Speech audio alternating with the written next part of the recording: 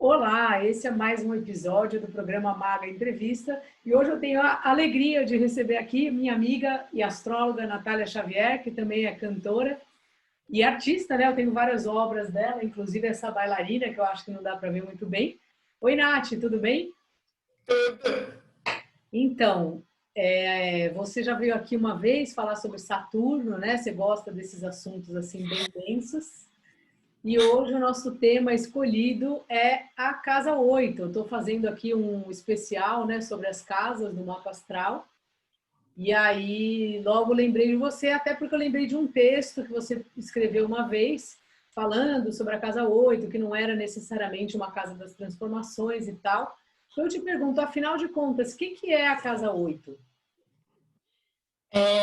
A casa 8, né, ela representa um território, pensando no movimento que o Sol faz, né, de nascimento ali na linha do horizonte, meio-dia ele está ali, né, no topo do mapa, ali no meio do céu, e aí a casa 8 ela representa esse espaço onde o Sol se prepara, né, para fenecer, né, de alguma forma, para se deitar e ultrapassar a linha do horizonte.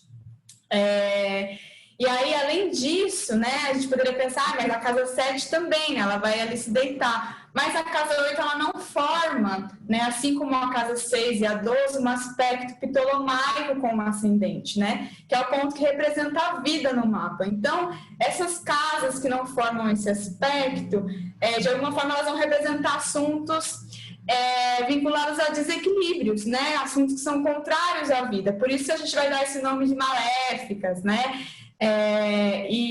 Mas isso não tem, né, o julgamento de valor sobre essa casa, né, ela depende muito do contexto e do repertório de cada um, né? Mas, claro, todo assunto tem o seu espaço, né, no mapa. Então, a casa 8, né, quando o Sol ali se deita, né, eu acho muito bonito esse movimento, porque a gente não enxerga, né, mais o Sol, mas não deixa de existir. Né? Então, tem uma imagem muito bonita da gente entender que a matéria finda, né? Mas o espírito é infinito, né? O Sol ele representa o espírito com esse movimento que ele faz.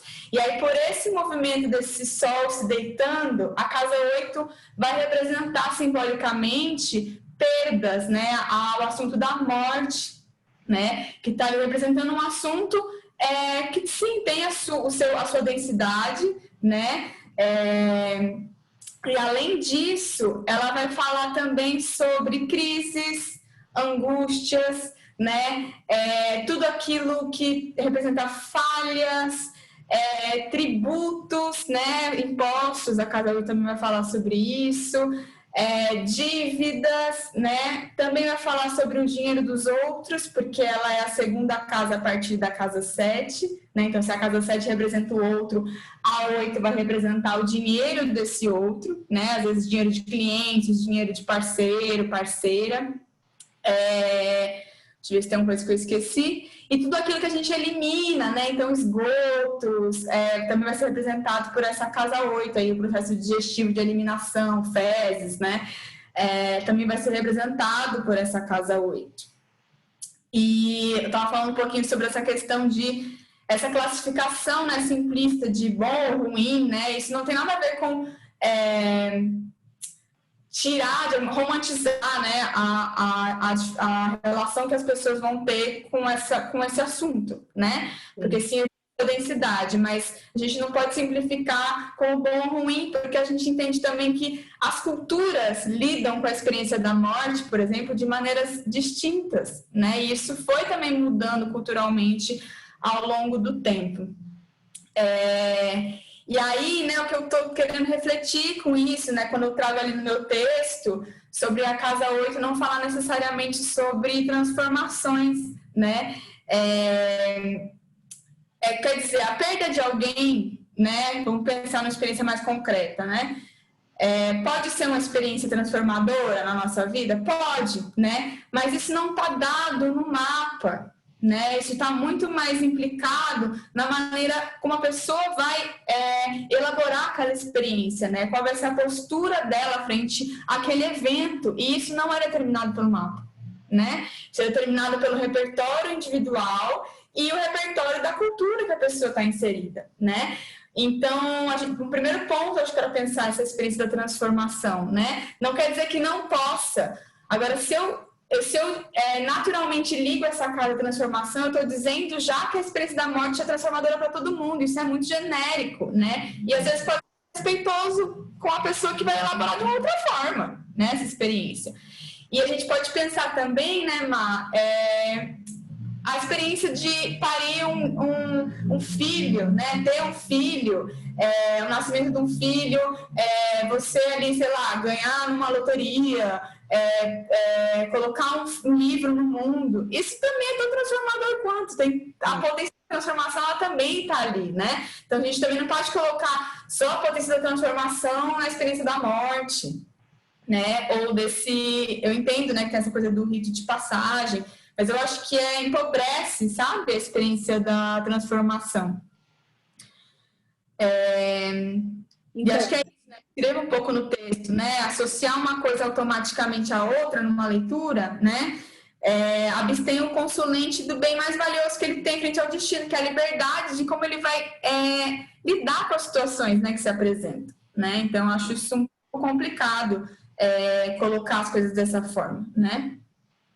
Eu acho que às vezes acabaram usando essa palavra que de fato, como você falou, né, não é a palavra ideal, por ser uma casa que tem uma ideia das pessoas que têm planeta nessa casa, né? Eu mesmo tenho 2, de pessoas que passam por muitas crises e por questões que eu não sei se de fato elas são da própria casa 8, de perturbações que podem ser da mente e enfim, de preocupações que ganham uma proporção maior do que deviam. Enfim, uma série de maneiras que a gente tem de estar em tipos de crise. E aí, às vezes, o que eu acho é que quando a gente acaba falando transformação, ou quem faz isso, é como se você quisesse dar uma força, sabe? Porque como é uma casa que, às vezes, ela pode trazer um assunto mais difícil, como se você ficasse tentando falar assim, mas também esses eventos acabam sendo importantes em determinar quem você é, né? Até aí, se for transformador ou não, são os 500. Sei lá, uma pessoa que perde o pai quando é criança, uma mãe, é um tipo de experiência que não é exatamente transformadora a palavra dela, mas é determinante. Ela é marcante, ela é determinante no destino. Eu acho essa palavra melhor, porque acho que e é isso, eu não deixo de falar para uma pessoa, né, num atendimento, que dependendo do que ela me trouxer, claro, porque isso também depende do como aquele assunto vai aparecer, vai se materializar naquele destino, né? Se a pessoa vem falar para mim, por exemplo, da questão das crises, né, ou angústias, ou algum evento que aconteceu ali, a gente pode pontuar, né? Você pode olhar, né, essa questão das crises como uma possibilidade de transformação, né, de se rever, né, de mudar coisas, a gente pode falar isso, mas ler a casa como vinculada à transformação, né, eu acho um pouco romântico. Sim, sem dúvida. Tem a ver com, às vezes, a dificuldade que a gente tem, né, a morte é um tabu, né, ela é um tabu na nossa sociedade, a gente não fala sobre isso, a gente não elabora. E ela a gente coloca ela como, faz ela de errada, né? Ao mesmo tempo, o matar, né, nessa sociedade que a gente vive é liberado. Então, assim, é muito complexo, né? Passa por muitas questões sociológicas e culturais também. Então, acho que tem um pouco a ver com isso, né? E é isso, né? Eu até coloquei no texto, né? As crises podem ser propulsoras de oportunidades, como no I Ching, porque no I Ching é isso, né? Ele vai olhar a crise como duplo, né? Não é separado, né? Ela traz ali uma oportunidade. Então, você pode dizer isso para a pessoa, mas você está trazendo algo que não é diretamente astrológico, né? Você está ali trazendo o seu repertório de como você lida com a casa 8, né? E eu acho que isso varia muito também, Má, do planeta que você tem dentro da casa, né? Eu acho que benéficos ou luminares dentro da casa podem, de alguma forma, apontar para um pouco mais de facilidade, dependendo do que esse benéfico representa, claro, aí no mapa da pessoa em lidar com esses assuntos, né? Esses assuntos, às vezes, essa pessoa tem mais facilidade em ver oportunidade na crise, né? Ou aprender com a angústia, né? Ou às vezes, por exemplo, no meu caso, né? Eu acho que hoje eu tenho mais essa postura, né, de ver a oportunidade na crise, mas isso foi um repertório que eu fui criando em terapia, né? Processos terapêuticos, mas tem algo, por exemplo, que eu tenho facilidade em fazer hoje, né? Eu tenho bastante coisa de casa 8, né, se opondo a mim no mapa, que é uma coisa de passar por cima da angústia, né? Fazer mesmo que eu esteja em crise, né? Ali, então eu passo igual um trator, assim, por cima dessas questões, porque eu sei que elas podem me paralisar, né? Só que é isso, né? Isso é um repertório que eu fui criando, né? Ali para lidar com esses assuntos, né? Que em determinados momentos não foram tranquilos, né? E essa angústia, ela é de que ordem? Ela é de ordem mental? Porque a angústia normalmente é isso, né? Sim, acho que de ordem mental, mas psicológica, tanto que essa questão que você trouxe, né, da perturbação, assim, geralmente vai ser apontada no mapa por aspectos desafiadores do regente da 8 ou de algum planeta na 8 com o regente do ascendente ou os governantes da mente, como a Lua, Mercúrio, né? Então, esses aspectos vão apontar essa questão da crise, né, pegando no psicológico, né? Afligindo psicologicamente a pessoa, ali, trazendo um sofrimento psíquico mesmo, né? Sim. E eu acho que tem esses lados, outros da casa 8, que eles são sempre, não sei se por todos, né, mas talvez seja meu hábito, que a gente fala menos da história do dinheiro do outro, parará. Eu atendi uma moça, hoje até, e ela tem Saturno na casa 8. Aí eu comecei a falar, e daí no fim primeiro ela trabalha no banco, então já é um jeito dela usar recursos dos outros, né? Ela cuida do dinheiro do outro. E aí ela me falou que ela teve um problema de pensão com o ex-marido, que também é um assunto, que também é o dinheiro do outro, né? O ex-marido também é a casa 7. E que ela teve que, talvez, ela entrou com um processo, se eu não me engano, então foi algo bem angustiante para ela, mas, além disso, ela também foi diagnosticada como bipolar. Então, ela tinha quase tudo da casa 8, assim, só faltou ela ter herança. Então, tem vários assuntos e assuntos que, às vezes, são bons para a gente, que é o dinheiro do nosso cliente, como você falou. Isso, o dinheiro do cliente, o dinheiro do casamento, dinheiro de herança, né? Claro que aí depende, porque às vezes ninguém quer. Às vezes pode ter herança, a pessoa não quero que ninguém morra para receber herança, né? Porque a herança tem a ver com morte, né? Então, sim, e é muito louco, né? Porque essa questão do que a casa 8 vai apresentar, né, em determinado mapa, ela tem a ver com todo do mapa, né? Você estava falando qual planeta que cuida, qual planeta que está lá dentro, né? Às vezes a pessoa vai viver questões mais... Ela consegue ali tirar, né, como o Guido no Norte diz, nas aulas dele, extrair benefícios daquele assunto, né? Então, sei lá, uma fortuna ali dentro, um Júpiter, né? Então, assim, dinheiro ligado ao dinheiro de cliente, ao dinheiro do casamento, né? Ao dinheiro de herança, né? Então, em algum momento, isso vai aparecer de uma forma benéfica, né? E acho legal também pensar... dificilmente, né? Porque aí tem o tabu, né? Tipo, de ver uma previsão lá, casa 8, né? Não sou Deus, né? Sou uma tradutora de símbolos. Confio muito na potência da magia astrológica, do milagre, né? Da fé. E claro, né? A gente pode ver questões ali de saúde, mas a gente não entra no assunto, né? Tipo, para falar uma pessoa, acho que fulano vai morrer, né? Primeiro que às vezes você nem sabe que você vai ver que tem alguma coisa vinculada à casa 8, né?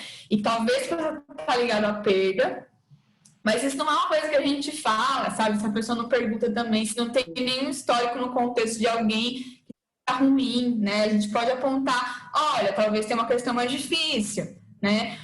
Ou o que eu falo muito é quando tem, né, rola a questão de casa 8 com mãe, pai ou lua, né? Que pode ser as mulheres mais velhas também. A gente pode pensar em perda de vitalidade, né? Porque UTI é assunto de casa 8, né? Então, assim, não necessariamente é a morte. Por que vai determinar a morte? O astrólogo, né? E eu lembro muito da Letícia falando isso, né? Ela falou, cara, uma vez eu li um mapa, tinha certeza que a pessoa ia morrer. Ela disse, é super precisa, né? Ela viu um monte de coisa que eu nem pego pra olhar, assim, porque eu prefiro não mexer. E ela falou, cara, a menina não morreu. Então, depois desse dia, fez um negócio assim na minha cabeça, né? Então, acho que passa um pouco por esse lugar, né? A experiência da Frida, né? Quando a barra, né, de ferro é 12, mas também é casa 8. É a vida, né? Sim. Mas não necessariamente a gente está falando de morte, entende? Então é mais complexo. E tem um exemplo muito legal também que eu lembro, né, que estava falando, quando é, por exemplo, o regente da 10 na 8, né, a questão da profissão da pessoa na 8. Então, pode trazer pessoas que trabalham em banco, com dinheiro dos outros, com investimentos, com gestão de recursos, né, dando consultoria financeira. E aí tem uma pessoa que trabalha com a Ayurveda, tem outros significadores ali ligados, mas ela ama falar sobre cocô. E é casa 8, ela tem o regente da 10 na 8, entendeu? Então, assim, a vida da pessoa é falar sobre eliminação. Eu acho que uma vez eu peguei uma anestesista que também tinha... Também, é verdade. A anestesista é muito casa 8, porque é essa coisa do risco, né? Ela é uma casa que fala sobre risco de vida. E assim, né? Não é tranquilo você aplicar uma anestesia. Né? Então, eu já atendi uma trapezista que tinha planeta na casa 8, eu não me lembro, acho que era o regente da 10 mesmo. Então tem umas coisas assim que a gente não imagina, né? E assim, a casa 8, ela fala das coisas ocultas no sentido, se a pessoa trabalha com assuntos muito, que não é para falar muito, sabe assim, coisas meio secretas. Eu não leio tanto a 8 como coisa oculta. Mas eu leio mais a 12 como coisas ocultas, né? Porque ela traz esse assunto. E aí, pensando mais em uma coisa mais espiritualidade, assim, eu leio mais casa 9 e casa 3. Né? Ali eu acho que a 8 fala mais de ruína mesmo. Mas a casa 12 traz bem esse lugar. Tipo, eu tenho uma amiga que ela trabalhava com jornalismo investigativo. E aí, tipo, era pra gente dar 3 na 12, sabe? Ela queria descobrir o que ninguém sabia. Sim. A pessoa sabia dos babados, entendeu? Que é bem casa 12, tipo, tan. Ela vai descobrir o que ninguém tá querendo olhar, né? Isso. Estou tentando pensar aqui, acho que é isso, né? E se a pessoa tem o... É uma casa que a gente não vê, né? Por isso que eu acho que vem essa ideia das coisas ocultas, ou que são secretas, ou que ninguém gosta muito de entrar em contato com elas, né? Sim, faz sentido.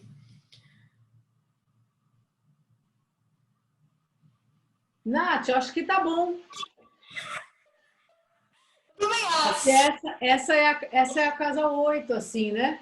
Essa coisa do tributo, você acredita que também tem, e como fala das heranças, assim, tipo, a gente tem heranças energéticas, a gente vê na casa 8? Ou é muita viagem? Vamos dizer. Então, eu não pensaria nessa forma, mas assim, tem uma coisa muito legal que tem um astrólogo tradicional que fala, ele é bem engraçado, ele é uma figura, assim, muito única, peculiar, que é o Célio Barros, e tem uma coisa muito legal que ele fala, que como lidar com as novas propostas de conhecimento frente à tradição astrológica, né? Ele fala, não é negar, né? Mas assim, você tem um saber que foi ali testado, né? E aprofundado durante 4.000 anos. Aí você está propondo, olha, eu acho que quando tem esse aspecto ali, não sei o quê, acontece isso aqui. Então, cara, você não pode afirmar. Você está testando, aí você tem que saber que você está testando um negócio, entendeu? Muito cuidadoso com isso, porque ele falou, às vezes está 100 anos testando, a gente precisa de 1.000 anos para saber se o negócio funciona, então não vai ser você que vai afirmar, né? Então esse cuidado, assim, de acolher, né, os novos olhares sobre isso, né, o que a gente vai vendo de aprendizado ali, mas não afirmar como algo da tradição, né, afirmar como algo que eu estou testando ainda, né? Percebi que geralmente quando eu pego um mapa assim, acontece isso, é muito bom, na minha experiência, né? É pontuar dessa forma, né? Sem viajar na maionese, né, também. Sim, sim, sem dúvida. Então tá bom. Então, muito obrigada aí por você ter vindo aqui mais uma vez.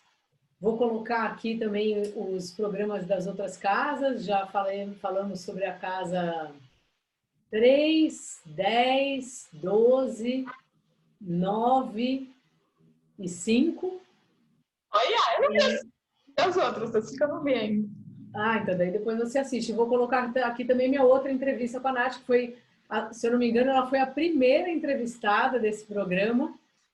Um programa, quando até tinha um nome que era Para que serve Saturno? E eu vou colocar aqui para vocês assistirem. Foi uma entrevista muito boa, foi mais satúrnica do que essa. E essa tá uma entrevista meio casa 8 aí, com umas coisas ocultas. Sabe o que eu lembrei também que eu acho que é legal? Acho que o mapa do Brasil eu não lembro agora, tá? Que eu não sou estudante da Mundana, não. Ainda. Mas tem alguma coisa do mapa desse Brasil, né? Que surge ali com essa forjação da independência, essa independência forjada, que tem, acho que, coisas em casa 8, ou regente, não. Então, coisa forte de casa 8, né? E a gente vem de uma história, basicamente, de genocídio, né? Sim. Então, assim... É o Sol mesmo. É muito... Quê? O ascendente do Brasil não é Aquário? Eu não lembro, menina. Acho que sim. Aí o Sol é em Virgem, né? 7 de setembro. E... Bom, acho que é isso. Eu sei que tem coisa de casa 8, e aí fala muito sobre a questão dos tributos, dos impostos, né, abusivos. Sim. Mas essa questão, para mim, é muito forte, né? O genocídio, assim, é quase como a gente precisaria ter uma nova data para o Novo Brasil, inaugurar o Novo Brasil, sabe? Porque esse Brasil inaugurado com a colonização, né, ele é muito violento, assim, tipo, essa questão aparece com muita força. Verdade. Maravilha, então, Nath, muito obrigada. Obrigada aí, pessoas. Se vocês ainda não seguem a Nath, o Instagram dela é Despropósitos _, né? Natália Xavier. Ela também faz... Eu quero chegar nos 10 mil. Ela também, para ela chegar nos 10 mil, ela também tem vários trabalhos artísticos e ela também canta, compõe, pinta, desenha, faz várias coisas assim. Então cola lá no Instagram dela e um beijo, até mais. Isso é um programa com a Lua em Áries, fica assim. Tchau, obrigada. Tchau, Nath. Tchau, Má.